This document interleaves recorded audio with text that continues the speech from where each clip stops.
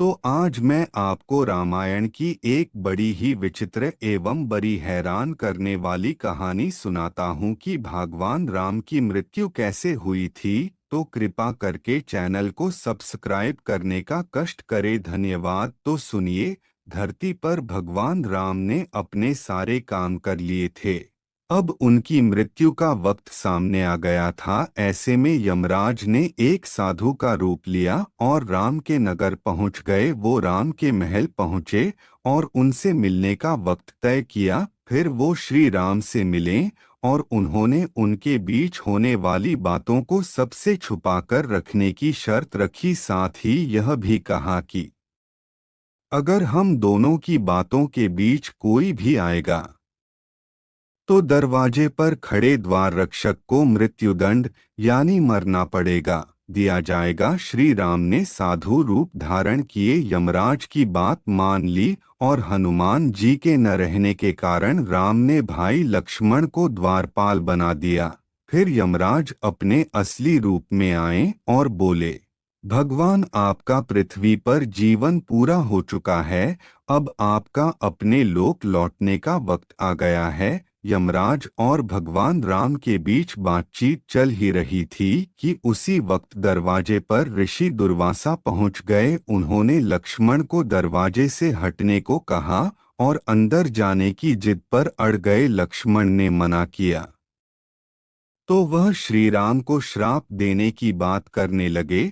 लक्ष्मण काफी परेशान हो गए। अगर श्री राम की बात नहीं मानी तो उन्हें मरना होगा और अगर ऋषि की बात नहीं मानी तो श्री राम को श्राप लगेगा। इस स्थिति में उन्होंने एक मुश्किल फैसला लिया और ऋषि को अंदर जाने दिया।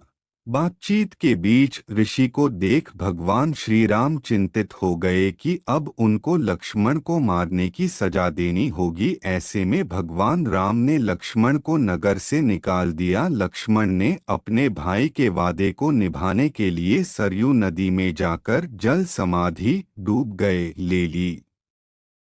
लक्ष्मण के बारे में जानने के बाद राम बहुत दुखी हुए। फिर भगवान श्री राम ने भी जल समाधि लेने का फैसला किया। श्री राम भी सरयू नदी में जल समाधि लेने के निकल पड़े। उस वक्त वहां भरत, शत्रुघ्न, हनुमान, सुग्रीव और जामवंत भी मौजूद थे। देखते ही देखते भगवान श्री राम सरयू नदी में समा गए। कुछ ही देर बाद नदी के अंदर से भगवान अपने विष्णु रूप में सबके सामने प्रकट हुए। उन्होंने अपने भक्तों समेत वहां मौजूद हर किसी को दर्शन दिए। इस तरह भगवान राम धरती पर अपने जीवन को पूरा कर स्वर्ग लौट गए।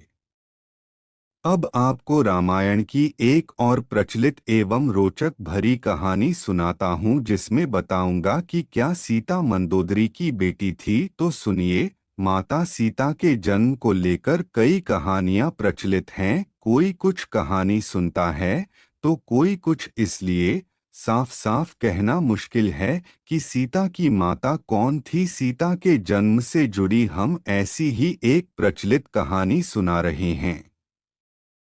एक बार लंकापति रावण के तप से खुश होकर भगवान ब्रह्मा उसे वरदान मांगने को कहते हैं। रावण उनसे अमर होने का वरदान मांगता है। ब्रह्मा जी उसे अमर होने के अलावा कोई दूसरा वरदान मांगने को कहते हैं। रावण वरदान में मांगता है कि मुझे सुर, असुर, पिशाच, नाग, किन्नर या अप्सरा कोई भी न मार सके। रावण मनुष्य द्वारा न मारे जाने के बारे में नहीं बोलता है, क्योंकि वह मनुष्य को तिनके के समान समझता था। वरदान पाने के बाद रावण हर तरफ तबाही मचाना शुरू कर देता है। एक दिन वह दंडकारण्य नामक जगह पहुंचता है, जहां ऋषिमुनियों का निवास था। रावण को ऋषिमुनियों को मारना उचित नहीं लगा, लेकिन वो उन ऋषिमुनियों के रक्त को एक कमंडल में भरकर साथ ले जाता है। वह कमंडल गृत्समद ऋषि का था, जो पुत्री की लालसा में माता लक्ष्मी से प्रार्थना करते थे कि वह उनके घर पुत्री के रूप में जन्म ले। इसके लिए गृत्समद ऋषि रोजाना पूजा पाठ के दौरान पवित्र मंत्र पढ़कर दूध की कुछ बूंदें कमंडल में डाला करते थे, जिसमें रावण रक्त भरकर अपने साथ ले गया था। रावण कमंडल को लंका ले गया और वह पहुंचकर कमंडल अपनी पत्नी मंदोदरी को देकर कहता है, यह विषैले रक्त से भरा है, इसे संभाल कर रखना और किसी को मत देना। कुछ दिन बाद विहार के लिए रावण किसी पर्वत पर चला जाता है। मंदोदरी को इस तरह रावण का जाना अच्छा नहीं लगता है। वो मृत्यु प्राप्त करने के लिए कमंडल में भरे विष का पान कर लेती है। कमंडल के रक्त को पीने के कुछ समय बाद मंदोदरी गर्भवती हो जाती है। गर्भवती होने के बाद मंदोदरी घबरा जाती है कि महल में मौजूद अन्य लोग उसके बारे में क्या सोचेंगे। फिर मंदोदरी तीर्थ यात्रा का नाम लेकर कुरुक्षेत्र चली जाती है। वहां मंदोदरी एक बच्ची को जन्म देती है, लेकिन लोकलाज के चलते वो उसे एक कलश में रखकर जमीन में दफना देती है।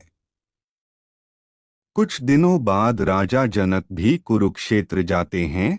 जब वह जमीन में हल चलाते हैं तो उन्हें वहां कलश मिलता है जिसमें मंदोदरी ने बच्ची को रखा था। बच्ची को कलश से निकालते ही आसमान से फूलों की वर्षा होने लगती है और साथ में आकाशवाणी भी होती है। आकाशवाणी में राजा जनक द्वारा उस कन्या के लालन पालन की बात कही जाती है। हल के आगे का नुकीला भाग से टकराने की वजह से कलश मिला था, इसलिए राजा जनक ने कन्या का नाम सीता रखा। ऐसी ही अच्छी कहानी देखने के लिए हमारे चैनल को सब्सक्राइब करें तथा बेल आइकन को दबाएं ताकि नई कहानी आप तक सबसे पहले पहुंचे। धन्यवाद।